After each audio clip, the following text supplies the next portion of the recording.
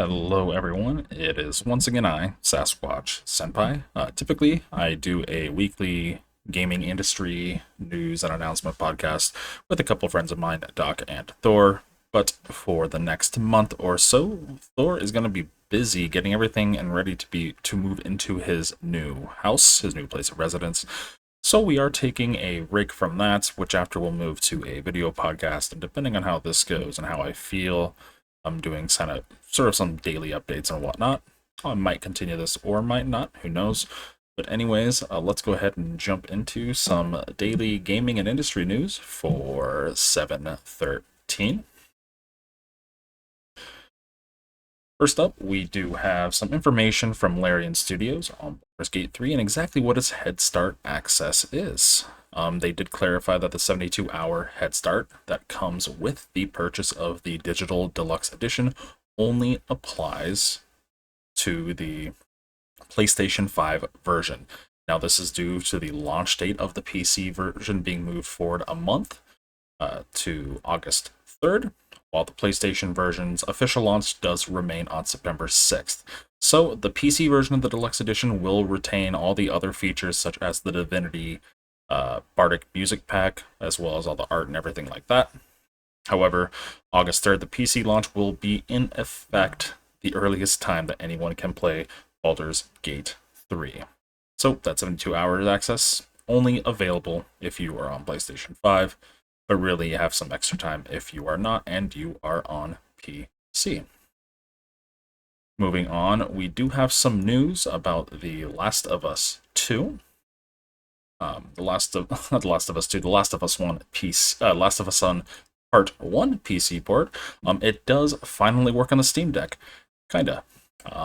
It did arrive back in March 28th and really an unacceptable state for a PC game, and really kind of led the way for a lot of unacceptable PC launches. We had Wild Hearts in an unplayable state. Wolong Fallen Dynasty had its issues as well. Both of those were titles from EA. Were they both from EA? I can't remember. Wild Hearts was from EA. Can't remember what Wolong, but Wolong's PC was scuffed as well. We had The Last of Us Part 1 on PC, having an exemplary amount of issues, from hour-long loading times for shaders being loaded in every time you boot it up to game, to just functions within the game not working. Well, that is now in a playable state. And as we can see over here in an article on The Verge from Sean Hollister, he reports about how that game does perform on the Steam Deck, and he also recorded a bit of a comparison about that. He compared it running at 30 frames per second in 720p on the Steam Deck, and how it is running in 30 frames per second on the PS3. Not sure the native resolution of the PS3 at the time. It could have been 720, could have been 1080p. And let it also be known that he is running the remastered, the remake version on Steam Deck, and this is the original version on the PS3. Many details are missing. Reflections, water details, textures are muddied and ran together. It is just an absolutely abysmal mess. The article is great if you want to take a look at it. So technically, you can play The Last of Us Part 1 on your Steam Deck, but you're probably better off just avoiding it entirely. Moving on from there, coming from the developer of Everspace 2, we have Rockfish Games stating that the game on the PS5 will be better than ever thanks to GamesPass. Michael Shade, co-founder and CEO of Rockfish Games, stated this in an interview. He went as far as to say that releasing on GamesPass also did not hurt his PC sales of the title. It did enter early access on Steam a year prior to being on PC GamesPass, but even with it being available on GamesPass, sales did not seem to plummet. He said, quote, "It gives us more visibility, it gets us more funding, you just make a better game and everybody's happy. Even the PlayStation fans on PS5 are getting a better game because of GamesPass." This is really notable because in a recent court case between Microsoft and the FTC, the video deposition from SIE CEO Jim Ryan openly stated that publishers do not like GamesPass. So it does seem like the extra funding earned and acquired from Microsoft for putting the game on PC's GamesPass in its game preview state, effectively early access to the platform, helped continue funneling funds to the developer Rockfish Games to get the title finished and releasable. It will be launching in full on PS5 and Xbox Series XS, as well as landing on the Xbox Games Pass as well this August.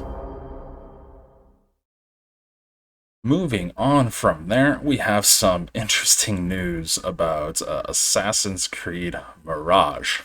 Haptics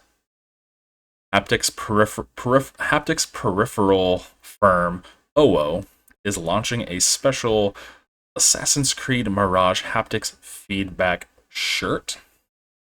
It is the Haptic Gaming Systems Assassin's Creed Mirage Edition. This will also include a copy of the game, so there you go. For whatever this might end up costing you, you will also get a copy of the game. It is designed to work with their OO mobile app to help you feel multiple different sensations that tie into the game, ranging from being punched to various parkour movements. Is it a bit extra? Absolutely. Absolutely it is. There is no word yet on exactly what the price will be, but you can sign up to get some more information on when that is launching and when you can order it. And along with that, it comes with a whole bunch of other stuff, some gel pads to help feel stuff, some USB charging cables. It is a digital code. It is not a physical copy of the game. So if you want to feel like you're being punched or falling or jumping and running, what I'm assuming is going to be a hefty priced haptics feedback shirt will be available for you. Moving over to some Xbox news where we'll finish up today. Larry Hyrb, also known as Major Nelson, is leaving Xbox after 22 years. He was the veteran director of programming and has been one of the faces of Xbox for his tenure at the company. I definitely remember him over the past 20-ish years, podcasts, videos, all over YouTube. Through a series of tweets, which I have pulled up here, he announced that he was leaving. But rather than retiring, he stated he was taking a vacation over summer to spend time with his family and was moving on to the next stage in his career. He did not indicate as to what that might be. There has been no announcement for a replacement for him, or if there even will be one. But he did say that the Xbox podcast, will be taking hiatus this summer and will come back in a new format afterwards. After 20 incredible years, I have decided to take a step back and work on the next chapter of my career. As I take a moment to think about all we have done together, I want to thank the millions of gamers around the world who have included me as part of their lives. Also, thanks to Xbox team members for trusting me to have a direct dialogue with our customers. The future is bright for Xbox, and as a gamer, I am excited to see the evolution. Thanks, and I'll see you all online. Larry Hyrb. Now, one of the oldest public faces in gaming is leaving. What he will be doing next, who knows? We'll have to wait a few months to see that unfold. And, well, we got plenty more drama with Xbox and the FTC, and a little bit of more news for the CMA coming out today. Yesterday, on the 12th, the FTC filed a motion for Judge Corley to overturn her decision on the FTC's filing for a preliminary injunction. Corley promptly denied overturning her own ruling, causing the FTC to then file a 20-page report to the Ninth Circuit Appeals Court of Appeals with a temporary pause on the deal between Microsoft and Activision Blizzard. This is due to the temporary restraining order expiring. That is coming at 12:59 p.m. today, the 14th. The FTC is stating in that Judge Corley interpreted various laws incorrectly and required the FTC to acquire a smoking gun document from Microsoft to go back on their testimony and deals that was unreasonable, as well as refuting each point Corley had made in her 53-page ruling. They also stated that anything said by Satya Nadella and Jim Spencer should not be taken seriously in court. I don't know how to feel about that. It was testimony, so who knows. Microsoft then quickly responded with a 42-page document refuting the FTC's refutes, so imagine that. They want the deal to go through. Some of their points they made were the FTC was trying to base their case around markets that the FTC did not do any sort of data analysis on, and this was also mentioned in the original PI case ruling that Corley issued. Other issues brought up by Microsoft was the fact that they believe the FTC to be trying to game the court system. So there's that going as well. By waiting 72 hours to file their motion and appeal as close to the expiration date of the deal as possible to force a closure on the deal and effectively kill it. They also state that the FTC had over 7 months to bring the case to the federal court system, but rather waited until just a few weeks before the closing of the deal in an attempt to cancel it via expiration of the agreement. Furthermore, Microsoft cited Judge Corley's findings and points that the FTC were omitting facts found in the case and pointed out by Judge Corley herself. So, as I always like to point out, as a taxpayer, this is more of my money being sunk into something, either one way or the other. So this could technically continue into next week. Microsoft does have until the 18th to close this deal with Activision to avoid the $3 billion cancellation fee. If it comes to that, who knows? I do fully think that Microsoft might take that up to the Supreme Court to get the FTC to have to front that bill, which means more taxpayer money. Ruling that their finding was unconstitutional, so who knows? Vice Chair and President of Microsoft Brad Smith had this to say in a tweet. Yesterday, the court ruled our acquisition of Activision Blizzard should proceed, and we oppose any further delay our statement on the FTC's decision to appeal. This district court's ruling makes crystal clear that this acquisition is good for both competition and consumers. We're disappointed that the FTC is continuing to pursue what has become a demonstrably weak case, and we will oppose further efforts to delay an ability to move forward. So, this is not over yet, as you can see. So, how that goes, who knows? We'll find out soon enough. They have until the end of today the Court of Appeals has until the end of today to get that taken care of.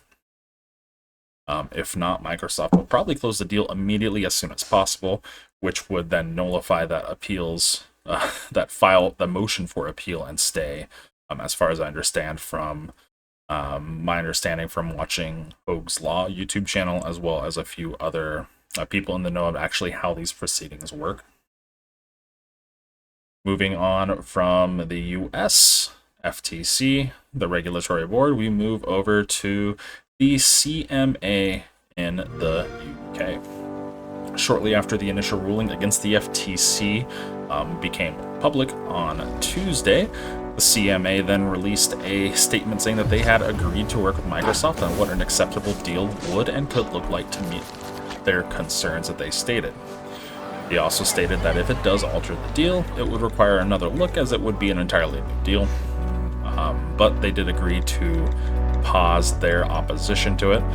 Apparently, Microsoft and ABK are also considering giving up some of their cloud gaming business in the UK to appease regulators.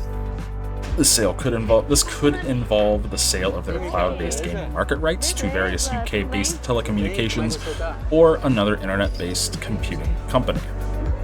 This would only affect the market in the UK, however, and the fact that Microsoft has agreed to speak with the CMA and negotiate this is good news that it apparently is agreeable to them to get the deal to close. Yeah?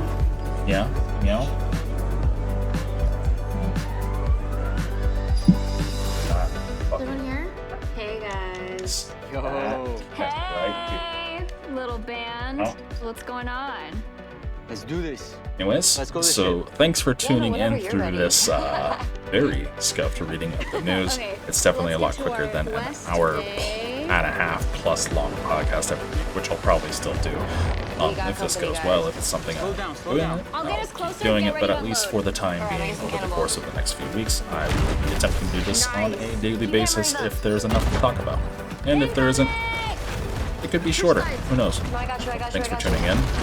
If you did enjoy this, We're go gonna get a ahead little bit and closer. give this video a It sounds like. crazy, Go but look, ahead our and cannonballs are subscribe to my literally channel as flying well. into the water right now. Thank you. Don't even I hope start. you have a great rest One more. of your day.